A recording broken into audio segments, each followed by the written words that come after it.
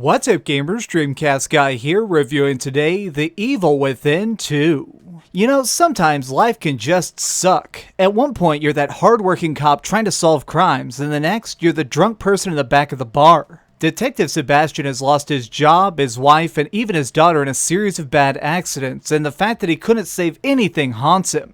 Right when he's just about to give up, an insane glimmer of hope drops down in front of him. It turns out that somehow his kid isn't quite as dead as he thought, but what really happened to her might be worse than death. The evil organization Mobius from the first game has returned, and their experiments are more dangerous than ever, and it seems that our poor daughter Lily is the center of their latest plan. Using their STEM technology, they can create giant digital worlds, and yet making something this detailed and realistic requires a hefty price. Someone must be put in the machine to serve as the core, the heart of this false city, and unfortunately for us, that's Lily. That on its own is bad, but during the experiment something went wrong. A twisted serial killer has downloaded himself into the simulation and used his corrupted mind to bend the landscape to his desires. The once peaceful town of Union that was held within her brain is now the home of hundreds of monsters. Mobius doesn't want their valuable scientists that are inside the computer to fall victim to this madman, so they've called Sebastian out of retirement to enter this new world and get his daughter out so the whole thing shuts down properly.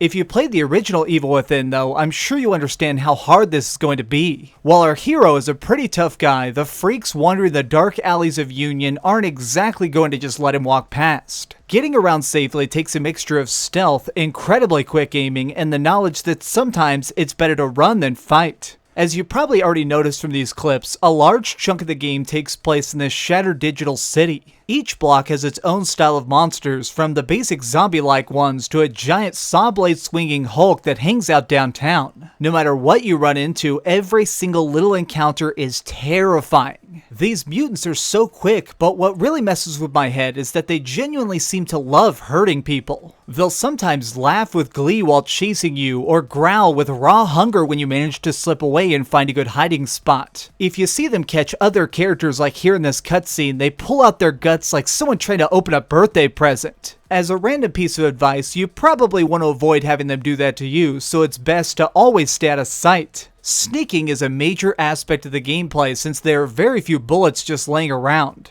During moments when you're crouched and unseen, you can pull off instant kills on any target you can creep behind. This saves you from getting hit and doesn't make a lot of noise, which of course would attract more of these wretched things. If you do somehow get spotted, you better aim fast, because every claw and bite takes off a huge part of your health. Always remember to check your surroundings for any opportunity, because there's always stuff like a spot where you can climb on top of cars or use your crossbow to set traps, like here where I'm placing an electric tripwire in water. Shifting your tactics and being able to improvise is absolutely vital, especially during the story section, since you're often left in the dark, tight areas like a rusty sewer, and you have far less open areas to move around. This is when you need to rely more heavily on your guns, so make sure you stock up on resources. Sebastian has been a cop for a long time, and when you're in law enforcement, you start to learn a few tricks, like how to make your own ammo. Combining stuff like gunpowder and your empty shells can give you a new chance to defend yourself from the undead. There is a catch though. Crafting bullets and health items can be done anywhere, but it costs extra. If you want it done cheap, you gotta find a safe zone. Searching out shelters lets you save your progress, but more importantly, it lets you use a workbench to upgrade your weapons and refill your shots. In the sequel, thankfully, fixing up guns now has its own type of currency. The first Evil Within randomly had us using the green goo you get from slaying monsters to be the same cash as boosting your health as it was your weapons. Now we don't have to choose between making our health bar bigger or improving our gear. I think this is a smart method of making it so we still level up evenly as we make it further into this super screwed up place. Speaking of the broken environment, this is perhaps my favorite survival horror setting of all time. We slowly get access to different sections of the city, and they each have their own theme, which is terrific, and it makes it so we can never adapt to the fear. You are always in a scary new place being tracked by some horrible new threat. Just when I thought I was actually going to be staying in an area for a bit, the entire world would tilt and I'd be thrown into some darker nightmare. I love that I found myself being so shaken up down to my very heart after having already done so much. There were a few instances where I'd stop working my way to the next objective and instead do side quests simply to let my body calm down some. Dealing with the bloodthirsty monsters is bad, but the psychopath we're on the trail of makes it all so much worse. As we pursue him, we keep ending up in his art exhibits, and they're just beyond the imagination. I seriously found myself staring in morbid fascination at the looping murder scenes this godlike serial killer leaves behind. The sense of almost classy horror is messed up but also incredibly unique. I got hooked on learning everything I could about this universe. Well, that is until I ran into these glitches.